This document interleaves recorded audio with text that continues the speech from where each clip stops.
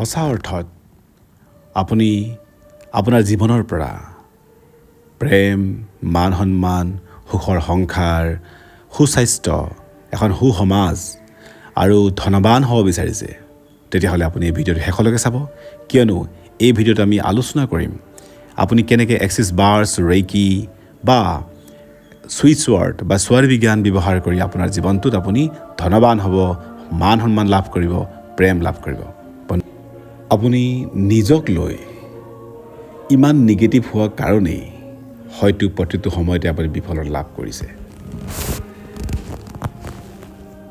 নিজক লৈ আপুনি প্ৰতিটো পৰিকল্পনা সদায় আপুনি নহ'ব, নোৱাৰিম ইত্যাদি বিচাৰ কৰি আপুনি কৰে, সেইকাৰণে আপুনি নিগেটিভ হৈছে, আপোনাৰ ফলবোৰ নিগেটিভ পাইছে।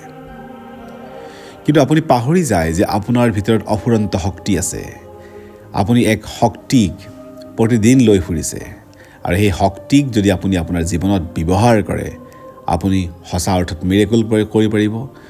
আপুনি নিজৰ লগতে হাজাৰজনৰ উপকাৰ কৰিব পাৰিব আৰু আমাৰ জীৱনৰ যিবিলাক আকাংক্ষা, ধন, মান সন্মান, প্ৰেম ইত্যাদি আপুনি প্ৰাপ্তি কৰিব পাৰিব আৰু আপুনি উচ্চ শিখৰত নিজকে আপুনি অৱস্থান কৰিব পাৰিব। বন্ধুসকল, আহক আমি আলোচনা কৰোঁ কেনেকৈ আপুনি নিজৰ জীৱনটোত আপোনাৰ লাগতিয়াল বিষয়বিলাক আপুনি সংযুক্ত কৰিব পাৰিব, আপুনি প্ৰাপ্তি কৰিব আৰু জীৱনটোক সুন্দৰময় দিশত লৈ যাব পাৰিব।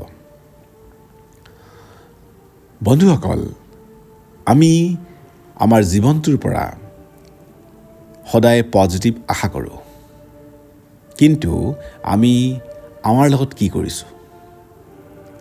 আমি আমাক ইমান নিগেটিভ ৰূপত আমি এষ্টাব্লিছ কৰোঁ, আমি মানুহৰ আগত দাঙি ধৰোঁ যে প্ৰকৃতাৰ্থত হ'ব লগা বহু কামেই নিগেটিভ হৈ যায়। বহু সম্ভাৱনাক আপুনি এটা নিৰাশা পৰিৱেশলৈ কনভাৰ্ট কৰে।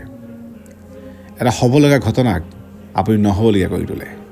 ইয়াৰ বাবে নিশ্চিত ৰূপত দোষী অন্য কোনো নহয়, আপুনি। কিন্তু আমাৰ ইয়াতে ঘটি থকা বিভিন্ন ঘটনাবিলাকৰ কাৰণে আমি নিজক নিৰাশা কৰি পেলাওঁ, নিগেটিভ কৰি পেলাওঁ। সন্মুখত প্ৰতিদিন যেতিয়া আপুনি বেয়া ঘটনাবিলাক দেখে, বেয়া কাণ্ডবিলাক দেখে, নিশ্চিত ৰূপত আপুনি নিগেটিভ হোৱাটো স্বাভাৱিক কথা। কিন্তু যিহেতু আপোনাৰ ভিতৰত অফুৰন্ত শক্তি আছে, আপুনি সেই শক্তিক জাগৃত কৰিব লাগিব, সেই শক্তিক পুনৰ আৱিষ্কাৰ কৰিব লাগিব আৰু আপুনি আগবাঢ়ি যাব লাগিব। এই যে আপোনাৰ ভিতৰত লুকাই থকা শক্তিখিনিক আপুনি জাগৃত কৰিব লাগিব। এই যে আপুনি যি হয় তাক প্ৰতিষ্ঠা কৰিব লাগিব। এই যে ঈশ্বৰৰ শক্তি আপোনাৰ ওচৰত যে আছে তাক আপুনি আণ্ডাৰষ্টেণ্ড কৰিব লাগিব। গতিকে সেইকাৰণেই আমাক ইনাৰ ট্ৰান্সফৰ্মেশ্যন থেৰাপি দৰকাৰ হয়, ছুইচ ৱৰ্ড দৰকাৰ হয়, সপোন দৰকাৰ হয়, ৰেইকি দৰকাৰ হয়, আপোনাক এক্সিছ বাৰ্ছ দৰকাৰ হয়। আপুনি আপোনাৰ জীৱনত এক্সিছ বাৰ্ছ যদি ব্যৱহাৰ কৰে, আপুনি সেই 1 ঘণ্টা 1.5 ঘণ্টা সময়ত আপোনাৰ জীৱনত আপুনি আচৰিত ধৰণে ফল লাভ কৰে, কিয়নো আপোনাৰ ভিতৰৰ শক্তিক আপুনি জাগৃত কৰে, আপোনাৰ ভিতৰত লুকাই থকা অস্তিত্বক আপুনি জাগৃত কৰে, আপুনি নতুনকৈ জীৱনটোক আৱিষ্কাৰ কৰে আৰু সঁচা অৰ্থত আপুনি যি ভাবে, আপুনি যি কয়, আপুনি যি বিচাৰে তাৰ দিশত আপুনি ধাৱমান হয়। জীৱনটোৰ অৰ্থ বুজি পায়, আপুনি জীৱনটোক পুনৰকৈ আপুনি প্ৰতিষ্ঠা কৰে। ঠিক সেইধৰণে আমাৰ সৰু সৰু ছুইচ ৱৰ্ডবিলাকো আমাক মিৰেকল কৰে। আমাৰ হিন্দু শাস্ত্ৰবিলাকত ৰম, হম, লম, ভম, য়ম, ওম, এই যি 7 চক্ৰ হিলিঙৰ কাৰণে যিবিলাক আমি মন্ত্ৰ বা যিবিলাক ৱৰ্ড ইউজ কৰোঁ, এইখিনিও এক প্ৰকাৰৰ আপোনাৰ ছুইচ ৱৰ্ড হয়। ঠিক সেইধৰণে আমি কনভালেক্সা ব্যৱহাৰ কৰোঁ। ঠিক সেইধৰণে আমি সপোন কৰোঁ, I am sorry, please forgive me, thank you and I love you. আমি এই ধৰণৰ প্ৰক্ৰিয়াবিলাক ব্যৱহাৰ কৰোঁ। এক্সিছ বাৰ্ছ যেনেকৈ বেনিফিট হয়, এক্সিছ বাৰ্ছ ব্যৱহাৰ কৰি আপুনি আপোনাৰ জীৱনটোক মিৰেকল কৰিব পাৰে, আপুনি আচৰিত ধৰণে ফল লাভ কৰে, প্ৰতিটো দিন সুখময় কৰি তোলে।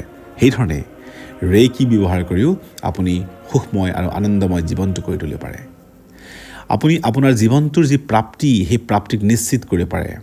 ঈশ্বৰৰ যি অস্তিত্ব আৰু আপুনি আপোনাৰ ভিতৰত যি শক্তি, তাক আপুনি কানেক্ট কৰিব পাৰে। আৰু আপুনি বিচৰা ধৰণে আপোনাৰ জীৱনটো গতি কৰে। ধন প্ৰাপ্তি হওক, মান সন্মান প্ৰাপ্তি হওক, প্ৰেম প্ৰাপ্তি হওক, এই প্ৰাপ্তিবিলাক আপোনাৰ কাৰণে সৰু নগণ্য হৈ পৰে। এই প্ৰাপ্তিৰ ওপৰত আপুনি যাব পাৰে। শাৰীৰিক, মানসিক, বৌদ্ধিক আৰু আধ্যাত্মিক দিশত আপোনাৰ জীৱনটোক আপুনি গতি প্ৰদান কৰিব পাৰে। গতিকে নিশ্চয় আপুনি ৰেইকিৰ অভ্যাস কৰিব। ৰেইকিৰ প্ৰক্ৰিয়াটো অতি সুন্দৰ। আপুনি ডিষ্টেঞ্চ ৰেইকি কৰিব পাৰে, ছেল্ফ হিলিং ৰেইকি কৰিব পাৰে, বা ৰেইকি আপুনি সন্মুখৰ ব্যক্তিজনকো কৰিব পাৰে। আপুনি ৰেইকিৰ জৰিয়তে সন্মুখৰ প্ৰত্যেকজন মানুহক চেঞ্জ কৰিব পাৰে। ৰেইকিৰ জৰিয়তে আপুনি প্ৰত্যেকজন মানুহক পজিটিভ দিশত লৈ যাব পাৰে। ৰেইকি সদায় পজিটিভ দিশত কাম কৰে। ৰেইকি সদায় শুদ্ধ দিশত কাম কৰে। নিৰাপদ হৈ আপুনি ৰেইকি ব্যৱহাৰ কৰিব পাৰে। ৰেইকিয়ে কাৰোবাৰ ধৰ্মও পৰিৱৰ্তন নকৰে। ৰেইকি ধৰ্মৰ লগত বা আমাৰ যি ধৰ্মীয় প্ৰক্ৰিয়া তাৰ লগত কোনো ধৰণৰ বিভেদ সৃষ্টি নকৰে। ৰেইকি এক বিশ্ব ব্ৰহ্মাণ্ডীয় শক্তি, ঈশ্বৰীয় শক্তি, যি আপোনাক লাভ কৰে আৰু আপোনাৰ জীৱনটোক আপুনি সুন্দৰময় দিশত গতি কৰিব পাৰে।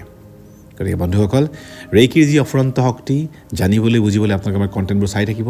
আমি বিভিন্ন সময়ত ৰেইকিৰ যি শক্তি তাক আমি আলোচনা কৰোঁ।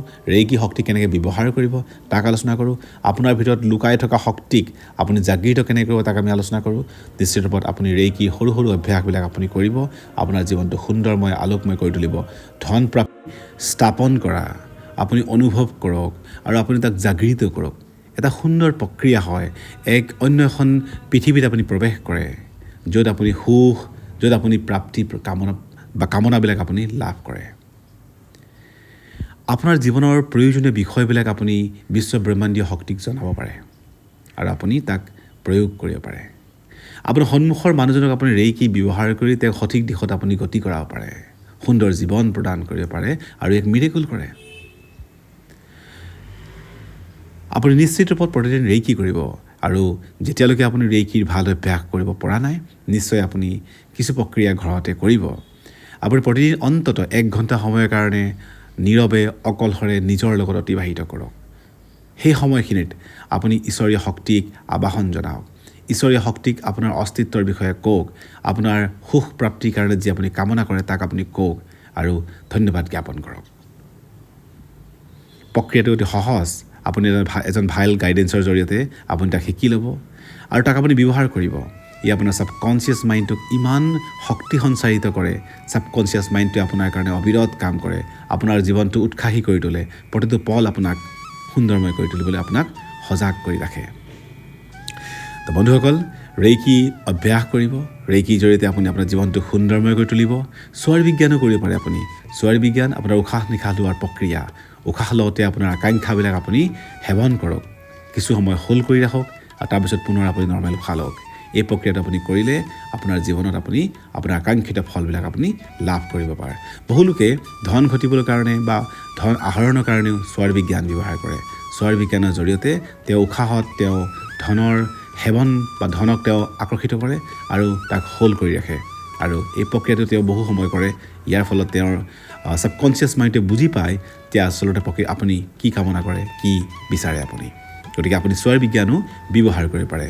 আমি বিভিন্ন ভিডিঅ'বিলাকত স্বৰ বিজ্ঞান বা ৰেইকি বা সপনো বা আপুনি এক্সেছ বাৰ্ছৰ বিষয়ে কৈছোঁ। আপোনালোকে এই প্ৰক্ৰিয়াবিলাক আমাৰ পৰা শিকিবও পাৰে, আমাৰ অফিচৰ সৈতে যোগাযোগ কৰিব পাৰে বা আপোনালোকে আমাৰ ৱৰ্কশ্বপবিলাকত এটেণ্ড কৰিব পাৰে। ধন্যবাদ।